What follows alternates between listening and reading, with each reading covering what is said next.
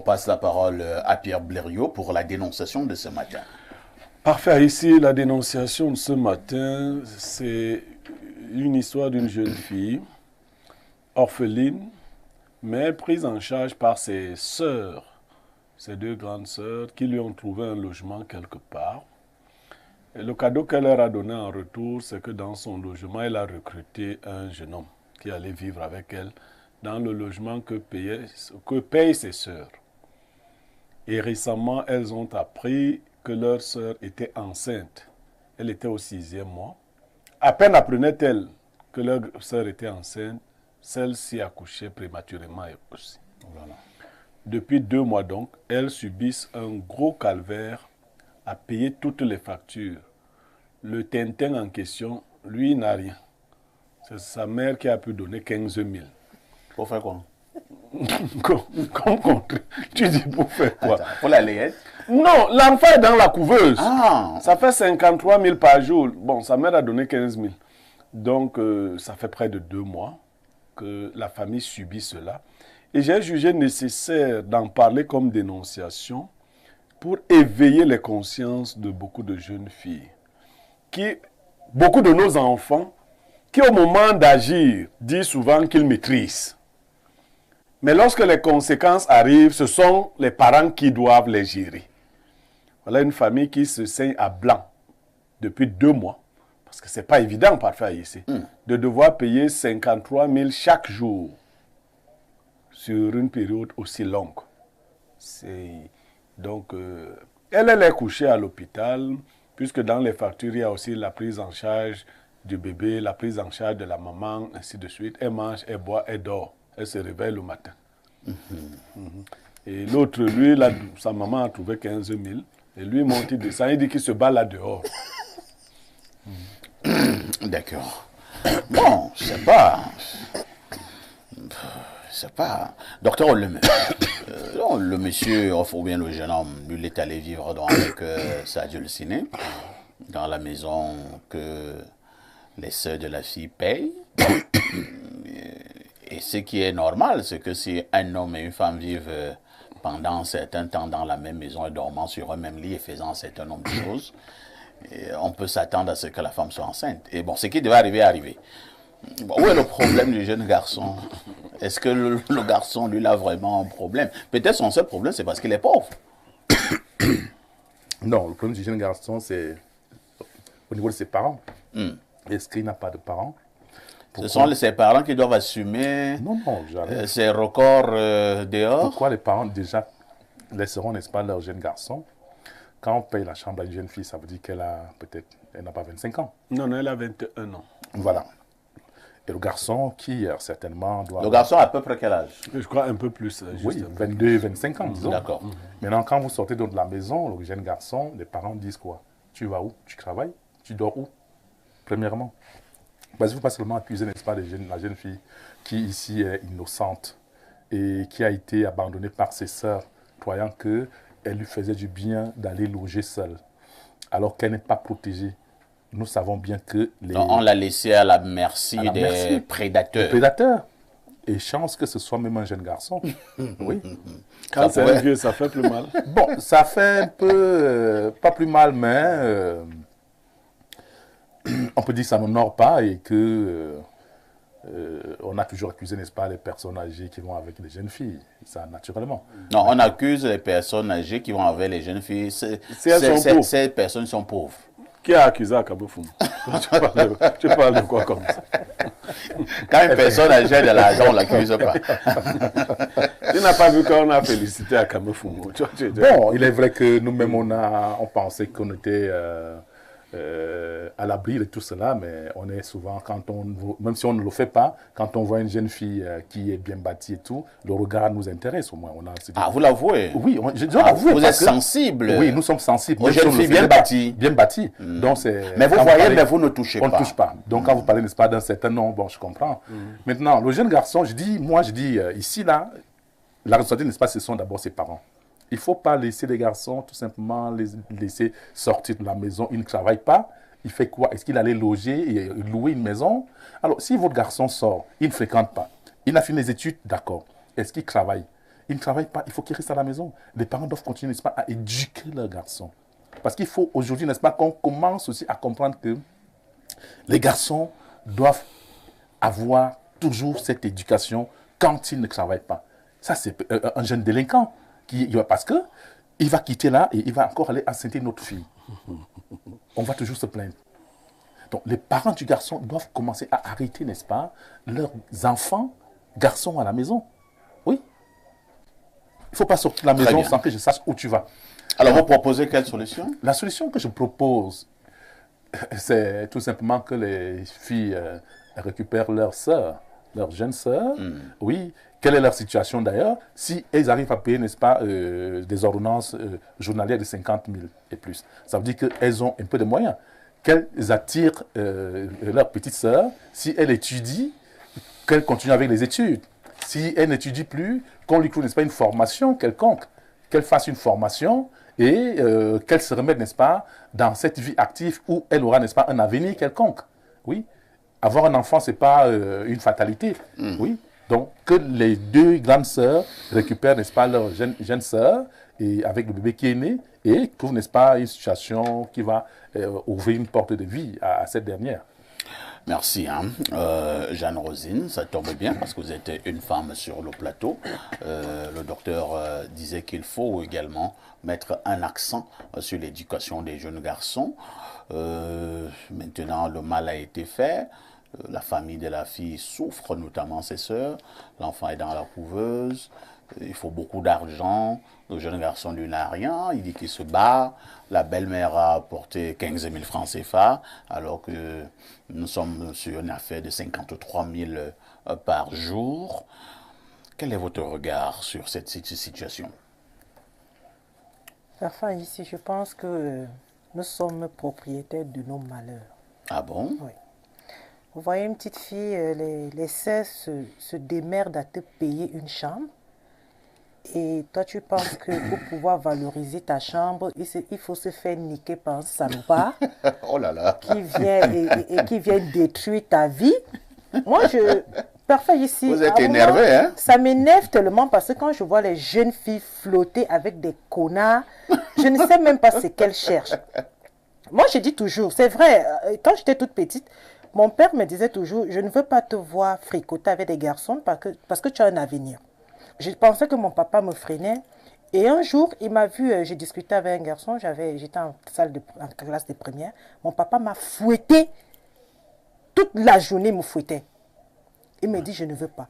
Donc, quand j'écoute cette histoire, ça me rappelle vraiment notre jeunesse. Parce que quand nous sommes jeunes, on s'est dit, on peut s'amuser n'importe comment. Notre corps, on s'amuse, on ventile. Quelqu'un qui porte son karma négatif, il vient déposer sur une jeune fille. Et maintenant, celui qui se retrouve dans la couveuse, parfois ici, la néonatologie n'est pas l'ami de quelqu'un. Lorsque votre enfant se retrouve en néonat, vous allez transpirer. Donc moi, je rappelle aussi aux grandes sœurs, vous ne pouvez pas avoir une petite sœur, vous ne connaissez même pas son degré de réflexion. Est-ce qu'elle a un esprit de discernement? Vous faites en sorte qu'elle puisse avoir une chambre. Elle ne travaille pas. Elle ne fréquente pas.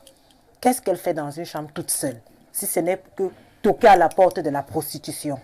Et se faire niquer par du n'importe quoi parfait. Ça, c'est également une grosse question. Parce que, pourquoi? Rosine, si vous-même vous prenez une petite fille de 21 ans, vous louez une maison pour elle, elle habite seule, elle ne travaille pas. Bon, vous pensez qu'elle va commencer à faire quoi? Mais si ce n'est que recevoir les papas de 58 ans, les 60 ans. 58 ans, c'est encore bien. Comment? Il y a des papas de 98 ans qui vont aller là-bas. Bon, là, qu'est-ce que nous sommes en train de s'aimer lorsque nous voyons? Et ce genre de fille entraîne toujours d'autres. Parce qu'elle a la chambre à sa portée, les autres filles peuvent venir avec les garçons. Tout à fait. Et ça devient des partous. Voilà. Ça devient des partous. Donc, moi, j'interpelle aussi, il faudrait que les sœurs de la jeune fille puissent prendre conscience. Ce n'était pas une bonne décision de pouvoir loger cette petite fille. Et là, maintenant, le petit salopard qui a enceinté la fille qui dit se bat dehors. Il n'a pas pu se battre pour avoir sa part de chambre pour que la fille aille dormir là-bas. Lui, il vient devenir une toboche, une fille. Et en plus, on a un fruit. Et quel est ce fruit? Ce n'est qu'un enfant qui n'aura pas d'éducation. Il est d'abord malade, cet enfant-là. espérons qu'il vive parce que lorsqu'un enfant vient prématurément, il est en néonatologie dans une couveuse. Parfois ici, c'est beaucoup de dépenses. Moi, je le dis pour une expérience. C'est tellement de dépenses. Très bien. Donc, je pense que cette petite fille, au sorti de son malheur, parce que ce qu'elle vit là, c'est un malheur, elle pourra peut-être retenir quelque chose. Et lorsqu'elle va voir un garçon passer, je pense qu'elle va même aller rester au couvent. C'est compliqué. Hein? Alors, Pierre Blériot, Niamey, que faisons-nous en pareille situation? Parfait. J'ai une image que j'aime présenter. Si vous voyez un parent traversant la route avec des petits-enfants en bas âge, 3 ans, 4 ans, et que parmi ces enfants, il y a un qui est très agité, il veut aller en route. Vous voyez, le parent dit non, ne pars pas, et tire l'enfant tout doucement. Sachez que ce parent prépare la mort de cet enfant. Ah bon? Parce que quand il ne sera plus là ou quand il ne sera pas vigilant, l'enfant va rentrer sur la chaussée. Parce qu'on le supplie de ne pas aller sur la chaussée. Récemment, je fais entrer un groupe électrogène à la maison, je le dépose. À peine je le dépose, je le vois au vert, comme s'il avait été allumé. Parfois, quand je me retourne, je vois mon fils de 3 ans qui venait de toucher au bouton. Je l'ai taloché. Il a presque failli rentrer dans le sol. Alors, il a retenu qu'il ne devrait plus jamais s'approcher de ce genre de choses. Vous savez ce que d'autres parents font? Non. Non, bébé, ne touche pas à ça. Touche pas. Voilà. Touche pas, bébé, touche pas. Hein. C'est pas bon. C'est pas bon. Ah, la fille, c'est pas ça. Quand tu fais... Non, il y a des parents qui font ça. Touche pas, bébé, touche pas. On tire comme ça. Quand tu quittes, il revient et touche. Vous voyez l'illustration. Cette fille-là, peut-être que je ne vous ai pas donné je vous ai pas donné tous les détails.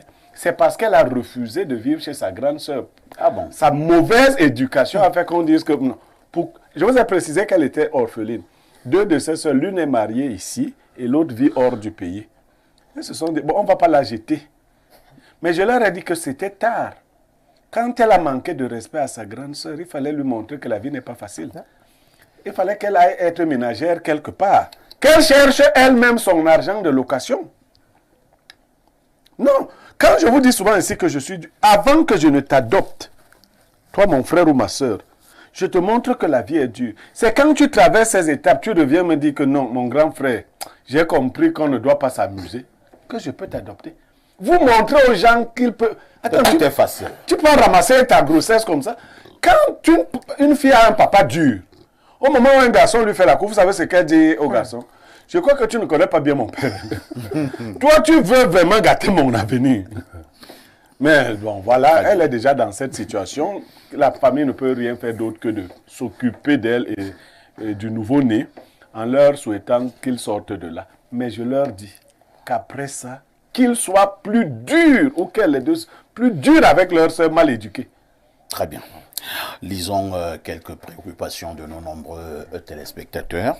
Bonjour parfait à ici et bonjour à votre aimable panel. La monotonie gêne et comme c'est par le droit de la force et non la force du droit que ces gens demeurent à vie au pouvoir, qu'ils apprennent ceci. La force ne fait pas un chef, mais un ennemi de son peuple. C'est Paul Ouyepe qui envoie ce message. Un autre message ce matin, on part au plus 33, c'est la France. Bonjour Monsieur Parfait, ici le sac des sacs de la télévision. Et bonjour au Grand Blériot, le sage. Très bonne et heureuse année 2025, surtout beaucoup de santé. Lisez s'il vous plaît tout mon message, c'est important pour moi. Concernant la dénonciation du jour, moi je dirais que la faute aux parents. Cependant, j'ai une question. S'il vous plaît, pour le docteur Olumet et pour le sage Monsieur Castou, est-ce que l'épilepsie est une maladie mystique ou alors naturelle? Car ma défunte mère était la seule à l'avoir dans ma famille. Et depuis beaucoup d'années, je me pose des questions. Mon petit frère et ma petite sœur ont hérité de cette maladie depuis longtemps déjà. Est-ce qu'on la soigne spirituellement ou naturellement? Est-ce que cette maladie peut guérir définitivement? Dans les années antérieures, nous avons rencontré beaucoup beaucoup de guérisseurs, mais rien. C'est à partir de novembre 2024 qu'ils ont fait une consultation chez un neurologue à l'hôpital La Quintini de Douala et on fait l'examen. Et on a fait l'examen électroencéphalogramme et on doit également faire l'IRM en ce février 2025. Est-ce que cette maladie peut guérir définitivement? Aidez-moi, s'il vous plaît. C'est Laurent qui envoie ce message. Oui. Oui, Blériot. Oui, mais en Afrique, nous aimons poser cette question. Est-ce que la maladie est mystique ou non? Toute maladie naturelle peut aussi être une maladie mystique. Hein? C'est-à-dire, l'épilepsie existe comme maladie, comme un trouble neurologique qui provoque souvent des convulsions. Vous voyez souvent, on la classe parmi les maladies qu'on considère comme sales. Mais est-ce que le malade choisit la maladie? C'est donc une maladie. Mais dans nos pratiques de sorcellerie en Afrique et ailleurs, il est possible également, parce que je le sais d'expérience, on lance l'épilepsie aussi aux gens. Tu vas voler chez quelqu'un ou tu escroques un homme ou n'importe quoi, ou par simple jalousie, on te lance l'épilepsie. Sauf que là, c'est une sorcellerie de famille. Il faut suivre la voie traditionnelle avant d'aller vers les voies médicales. Les voies médicales, vous ne pourrez pas les contourner parce qu'il y a toujours des conséquences physiologiques de toutes les façons. Vos neurones sont attaqués. Donc, on soigne l'épilepsie, mais il faut s'y prendre tôt. Il y a un spiritualiste qui m'avait dit, parfait, tu sais, toutes les maladies qui existent sur le plan scientifique peuvent être lancées sur le plan mystique. Bien sûr, bien sûr. On peut créer l'agent pathogène de toute maladie et vous la lancez. Merci, hein. Le docteur Oleme est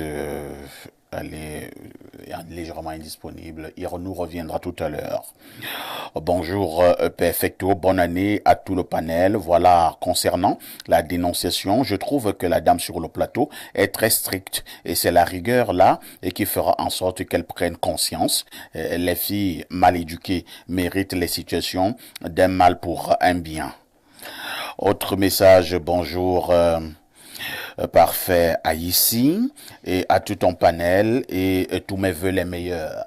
Pour la dénonciation, je pense qu'il faut saisir cet enceinteur afin qu'il assume ses actes. Il faut qu'il sente la peine qu'à cette famille à devoir payer plus d'1,5 million par mois pour le nouveau-né. Même s'il faille que ce gars vende son rein pour aussi payer les factures, qu'il le fasse. Incroyable. Comme ça, il comprendra qu'on ne jouit pas en désordre. C'est Diadème. Diadème est dur, hein? Même s'il faut que ce garçon vende son rein. Qu'il le fasse. Ah bon? C'est qu'il a il fallait même qu'on l'arrête, on le fouette, même on l'amène. Non, on le fouette comment? Est-ce qu'il a tué quelqu'un? Non, parfois ici, il a détruit l'avenir d'une. Est-ce qu'il a violé la fille là? Il n'a pas violé, c'est vrai que les rapports. La fille a 21 ans au moins. Parfois ici, il y a les filles de 21 ans qui ne réfléchissent même pas. Et le problème dans du garçon, c'est quoi si tu ne réfléchis pas? Non, le garçon, lui, vient seulement découvrir. Il met et si la fille se laisse découvrir? Alors, Charles Didier veut donner son avis. Et qu'est-ce qu'il dit? Bonjour docteur, bonjour monsieur Ayessi. Étant donné que l'épilepsie peut être réfractaire au traitement médicamenteux conventionnel, la médecine chinoise propose-t-elle des approches thérapeutiques efficaces pour soulager les symptômes ou même guérir cette affection? Autrement dit, quelles sont les options de traitement offertes par la médecine chinoise pour l'épilepsie? C'est Charles Didier. Vous avez quelques éléments de réponse, docteur? Bon, le premier a commencé, il a posé la question, est-ce que c'est une maladie mystique, c'est ça? Oui. Oui. L'épilepsie peut être, ou bien toutes les maladies, peuvent être des maladies paranormales. Il faut bien comprendre. Donc, mystiques, tout comme elles peuvent être des maladies, on va dire, normales. Maintenant, est-ce que c'est un cas héréditaire? Parce qu'il parlait de sa soeur, son frère et tout. Il a dit que c'est sa maman qui avait cela. Et elle était la seule à l'avoir dans leur famille. Mais il a dit aussi... Oui, dans la grande famille. Maintenant, dans la progéniture... Il y a deux de ses sœurs. Oui. Voilà, une c'est son frère qui ont la même maladie. Donc, on n'a pas fait des études pour savoir si c'est une maladie héréditaire. Mais ce que je voudrais dire, c'est que quand on a des soucis de santé dans une famille et que le parent a eu un cas et la maman, les enfants aussi, il ne faut pas négliger, n'est-ce pas, le cas spirituel, bien sûr. Oui. Et quand on va à l'hôpital, il n'y a pas de solution. On change de médecine, on change de médecin, de gauche à droite. On regarde un peu au niveau de la sorcellerie. On regarde au niveau spirituel. Parce que c'est ce qu'on dit toujours. Quand on parle de spirituel, ça veut dire que c'est sorcellerie. Oui. Donc, que cette famille regarde aussi sur ce plan beaucoup plus spirituel. Très bien. Maintenant, sur le cas, ou bien au niveau même de la médecine chinoise, quelle est l'approche, bien quel est l'apport? Effectivement, nous avons un grand apport sur toutes les maladies. Je dis bien sur toutes les maladies, la médecine chinoise. Il faut bien rencontrer quelqu'un qui a la maîtrise de cette médecine-là. Tout à fait. Pour le cas de nous, les Africains, ou alors aller en Chine. Alors, je suis donc là, toujours, je le dis, Alors, vous pouvez donc apporter une solution J'apporte sur une solution quelqu'un qui a oui, l'épilepsie. J'apporte une solution sur un suivi Oui. permanent qui permette, n'est-ce pas, aux patients de ne plus avoir, n'est-ce pas, des crises.